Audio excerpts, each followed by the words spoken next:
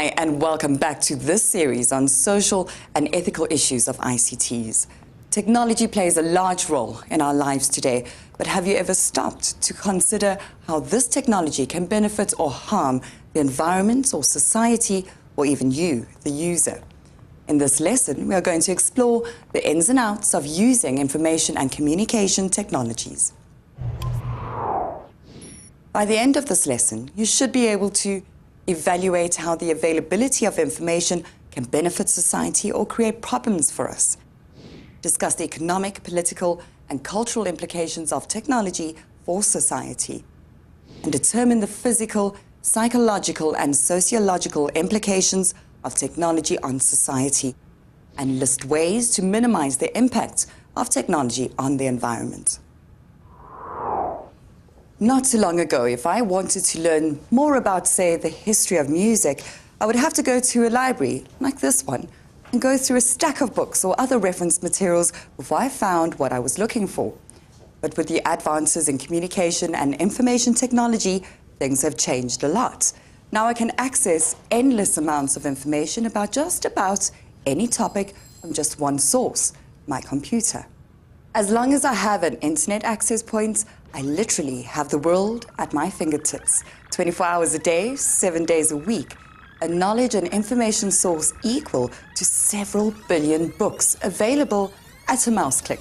But with this volume of knowledge available to us, and in some cases about us, how do we keep ourselves safe from people who would like to use this information against us? How do we sort out which bits to believe and which bits to write off as pure fiction? They call it the internet, the information highway, and much like a highway, it can take you to where you want to go, but if you aren't careful about how you drive, you could put yourself at risk. Blogs, social networking sites, wikis, and websites have little or no regulation or censorship. This means that people can publish whatever content they like. And while this gives us the freedom to express ourselves and makes information freely available, it also means that we need to learn how to sort through the information and check how trustworthy that information is. Here to tell us more about how to do this is Dominic White. Well, the nice thing about the internet is that it's possible to assess how valid the information is because you've got a lot of tools at your disposal. Something that if you've got a book, you maybe don't have quite as many available. The two main points I'd look at would be the credibility of the author and the research, and look for corroboration, so other people supporting that viewpoint or that approach. Well, you want to check what other details around the work there might be. So, for example, if it's published in a source known to be credible, that will add credibility to the author. For example, if they're talking about medicine, a medical journal will be a lot more credible than somebody's personal experience on a blog. You can also look at the author. Do they have experience in the field in general, but do they also have experience in the specific topic they're talking about? It's very easy, particularly with all the facts available on the internet, to jump into a topic, throw some facts out there, but it's difficult to validate them. And there've been a lot of red herring arguments related to that. You also want to look at any affiliations that person might have. For example, if I'm being paid to put a particular viewpoint across, or putting a viewpoint across is going to earn me a lot of money, then maybe the credibility would be slightly less than somebody who'd done independent research. There's several bits of legislation in front of various US lawmakers at the moment around this, not just relating to people who are possibly untrustworthy, but there's also an industry that's grown around this. So the primary business model on the internet is monetizing the collection of personal information. So there's two aspects. On the one hand, you want to make sure that you're not walking down the dark alley of the internet, giving your information away to nameless strangers. And I think particularly if you're below a certain age, that can be easy. So if we look at Mixit, for example, there've been a lot of sexual predators on Mixit trying to gather information from younger students or children. That's something to watch out for. Same common sense applies. You wouldn't give that information out to somebody you met in the street. Don't give it out over the internet. And it's things like your name, your address. But likewise, if you're publishing that information on social media sites, bear in mind that's the same as directly telling someone. So if on Facebook you've listed your house, whether you've listed it in your information or you've written down I'm at my house and have checked into it with Foursquare, both are giving away your location. It's something that one should be conscious of. And then on the other side, there's a lot of information that's collected about you as you use the internet. When you sign up to a new site, it asks your name, your surname as small details, but then they'll start corroborating that with other data sets. So one must be careful not to put too much information out there. If you don't need to, don't give people your information. If they insist on taking an email address and you see no use, there's nothing wrong with giving them a fake email address. It's one of those things that you can do on the internet, and we increasingly need to do to protect ourselves. Unfortunately, when it comes to the web, someone else's right to have access can interfere with your right to privacy. And in some cases, you may not even be aware that it's happening. Some industries do this by what is called data mining. They use data to look for patterns and establish relationships. Web mining is a type of data mining that takes advantage of the huge amounts of information gathered by a website to look for patterns in user behavior. For example, someone who often buys airline tickets would most likely also need a hire car. This type of information is often used by marketing companies. Patterns in data can also help companies make reasonable predictions about the future. For example, if a certain area has a high crime rate, an insurance company can expect that there would be more insurance claims from people living in that neighborhood. Based on this information, they may charge higher premiums. In addition to privacy and safety concerns, the way people use computers also raises some moral and ethical issues. For example, it is fairly common for people to steal ideas from the internet by copying information word for word and pretending it is their own work. Information on websites should be used as a reference only. You need to write things in your own words and list all your sources in the bibliography. Another example of this is piracy. Making illegal copies of CDs, DVDs, or software programs has become increasingly common. Being anonymous also poses some ethical issues. Because people can send messages without giving away their identity, it removes their inhibitions and allows them to say whatever they like without them having to be accountable. For instance, someone who doesn't like you might decide to post lies about you on Facebook using a fake profile just to hurt you. Pornographic material has also become too freely available, especially to minors. Sometimes you don't even have to go to a pornographic website to see a website banner displaying porn. Advances in information and communication technology have had a far-reaching impact on the global community. Its use as a political tool in recent years, for example, has changed the way politicians try to influence public opinion. For example, President Jacob Zuma launched an online discussion of the ANC's manifesto on the internet and on cell phones. Studies show that only 5.7% of internet users are from Africa, which means that over 500 million people have been left out of the global information society. Africans experience several obstacles to ICT access. One of these obstacles is poor infrastructure. Information and communication technology needs a reliable power supply and a good telephone system to operate effectively. Unfortunately, these services are inadequate in many parts of Africa. Poverty and illiteracy are other obstacles many Africans face. Many Africans are illiterate and jobless and have a bigger need for food than technology. This problem is compounded by the language barrier. Over 68% of internet content worldwide is in English, so many people are simply not able to communicate with people outside of their own countries.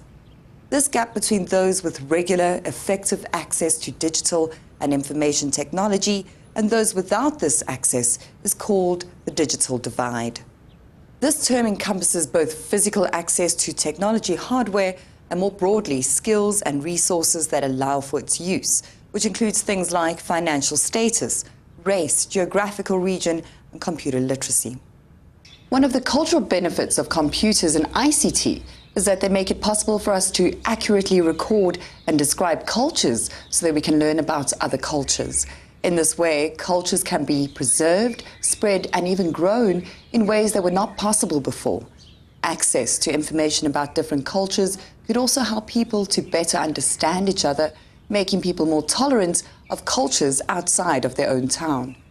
On the other hand, the spread of the predominant Western culture throughout the world could lead to the loss of diversity. The message of how you should dress, talk, and behave in the media can overwhelm more traditional cultures, causing young people to aspire to live and experience the new culture and abandon their own culture. Now that we have looked at the impact of technology on a broader world scale, let's take a look at how information and communication technology affects us as individuals. I asked Dr. Fick to highlight some of the physical implications of technology. Computers, if used frequently and incorrectly, can lead to multiple physical problems. One of them being a repetitive strain injury. The most common of this would be carpal tunnel syndrome. It's an inflammatory condition that involves this part of your wrist. Your carpal tunnel is a tunnel made up of bone and connective tissue that connects the nerves and tendons of your forearm to your hand. Using repetitive movements in your hand causes inflammation of the tendons inside the carpal tunnel. Once this inflammation process develops, it puts pressure on the nerve, leading to a tingling sensation, numbness, and eventually intractable pain in your hand. Your wrist should not lean or rest on any object. They should sit freely, face the computer, and not deviate to any side. They should remain absolutely straight.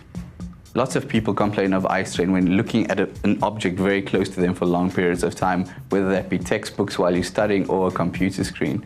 How you can avoid this is by taking frequent breaks when either studying from your textbook or studying in front of a computer screen. Also having your eyes checked regularly and minimizing the amount of time spent per day in front of a computer. I would recommend studying or looking at a computer screen for 40 minutes, taking a 15-minute break, and then repeating that cycle for as long as you need to get the work done. There's a new phenomenon called sore thumb syndrome, something that doctors years ago weren't familiar with, but typing on your cellular phone leads to repetitive small movements in the small muscles of your hands. What happens there is, because these movements are so small, blood circulation doesn't get to where it needs to get to, often resulting in pain in your thumb. Part of the problem that we're experiencing in today's world is that children don't move as actively as they did 20 years ago, and they have a much more sedentary lifestyle. What this could lead to over a long period of time, if you sit too often without getting up and moving around, you could develop deep vein thrombosis. We've often seen it for people that have flown on long-haul flights. But the principle still remains the same, where children sit for 6-7 hours at a time, playing computer games on the internet. And what happens is, the only way that blood can get from your legs back to your heart, where it needs to be, is by contracting your calf muscles, pushing the blood forward up towards your heart. Overstimulation optically, whether that be bright flashing lights from a computer screen or from computer games, could enhance your chances of developing epilepsy, and if you do have epilepsy, could exacerbate an acute attack. So that's why we recommend people that do have epilepsy to not engage in long periods of overstimulation, as they might develop an epileptic attack from that. It's obvious that technology can put quite a bit of strain on our bodies, but it can put strain on us psychologically too. We spoke to Vanessa Hemp. She has quite a few interesting pointers. I think technology provides us with an invaluable tool. But I think one of the difficulties in this day and age is there are no boundaries, and people get exposed to more and more information. There's an absolute information overload. I think one of the examples to have a look at is the tsunami that hit Japan earlier this year. 100 years ago, just the people in that district would have known about that tsunami. This year, hundreds of small children, older children, adults watched these horrifying images of places being swept away.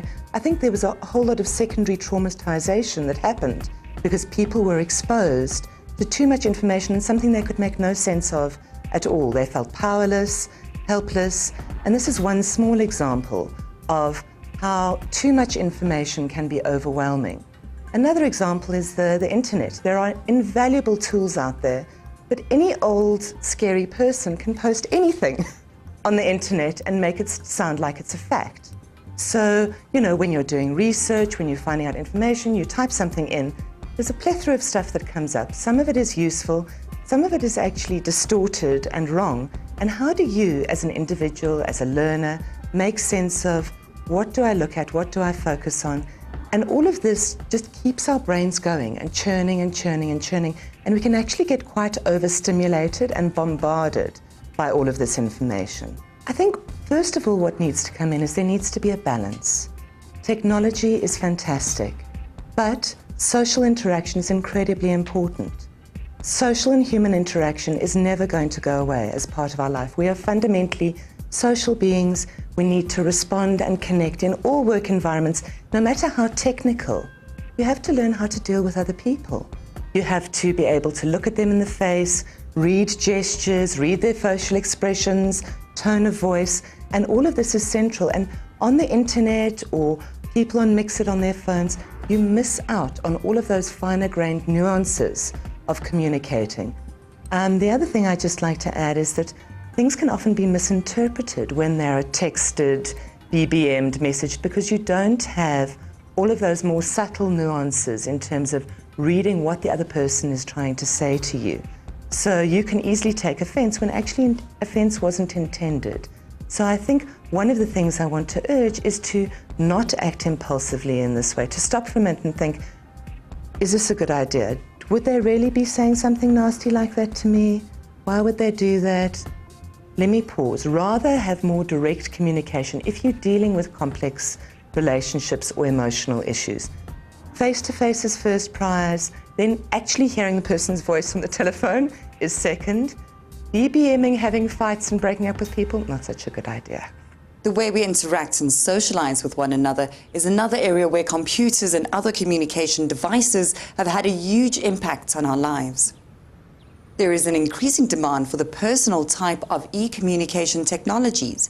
These technologies allow people to keep in contact with friends and family who live far away fairly easily without costing a fortune. In many ways, the web has become a place for people to reach out to one another no matter who they are or where they are in the world. Social networks, for instance, allow us to establish relationships with people outside of our everyday lives and form communities based on mutual interests or values. Unfortunately, this isn't always a good thing. Because the web is convenient and anonymous, some of the people you interact with online may not be who they say they are. Being anonymous has also led some people to turn to the internet for emotional and psychological needs. These people often become addicted to social networks, games, or specific types of websites. People have also been known to become addicted to their cell phones. Some of these people can't even work or study properly because they have a constant urge to check their phones. Although technologies like instant messaging, SMS, and email have made it easier to communicate with one another, they have not improved the quality of these interactions. Communication has become a case of quantity over quality. People tend to communicate far more superficially in these media, often developing and using shorthand that speeds up an already fast medium and leaves no room for deeper, more thought-out and meaningful communication. In addition to this, text-based communication lacks some of the key elements of effective communication. For example, it is harder to interpret the meaning of a statement when we are unable to read the sender's tone, facial expression, and body language.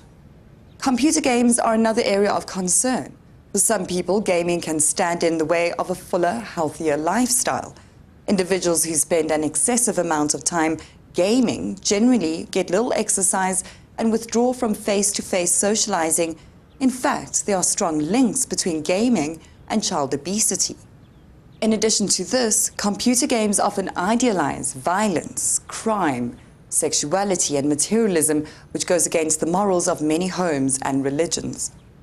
Violent games could also lead to a tendency towards more aggressive or even violent behavior in teens who play these types of games all the time. The workplace hasn't been immune to the sociological impact of ICTs. Many unskilled jobs have been taken over by computers because of advances in computer technology.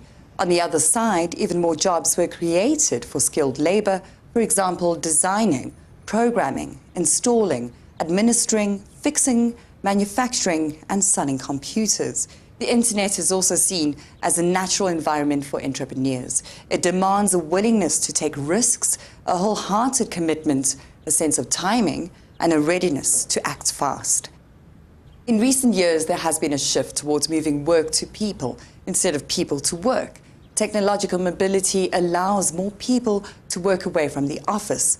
With cell phones, wireless connections, email, or VoIP, employees can work wherever they are.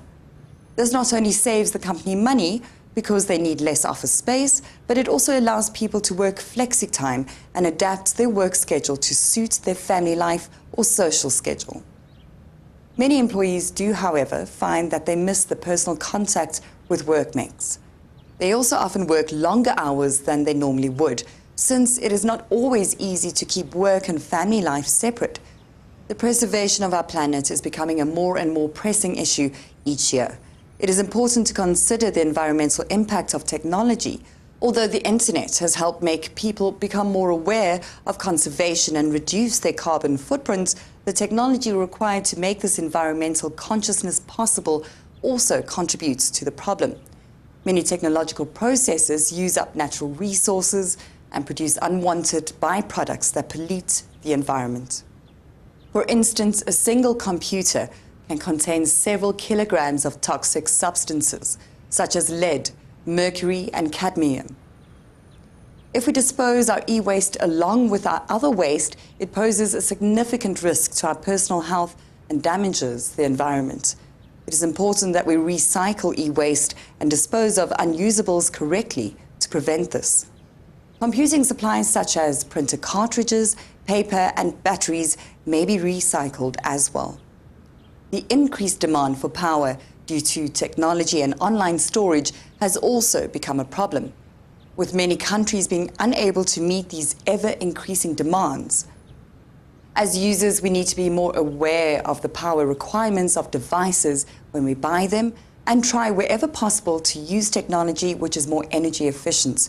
For example, some newer displays use an array of lights emitting diodes, LEDs, in place of the fluorescent bulb, the LCD. This reduces the amount of electricity used by the display.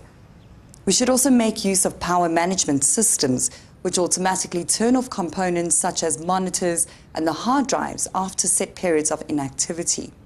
On a more positive note, teleconferencing and telecommuting may help us to reduce greenhouse gas emissions that result from travel. That brings us to the end of this lesson. I hope that you've become more aware of how technology can not only benefit, but harm us as well. Here is a task which will help reinforce what you have learned in this lesson. Name 3 toxic substances in a computer. List 3 things that you can do to reduce the impact of technology on the environment. Describe how telecommuting can help to reduce the impacts on the environment.